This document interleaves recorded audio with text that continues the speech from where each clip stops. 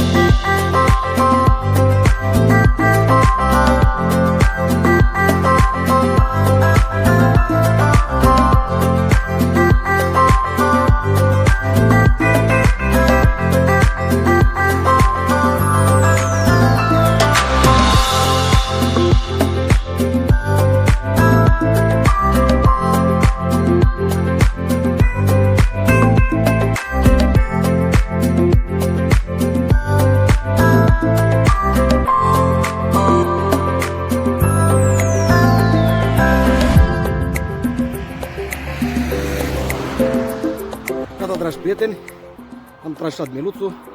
Vă invit să pregătim masa tradițională de Paște, și anume rețeta aceea specială, stufatul de miel.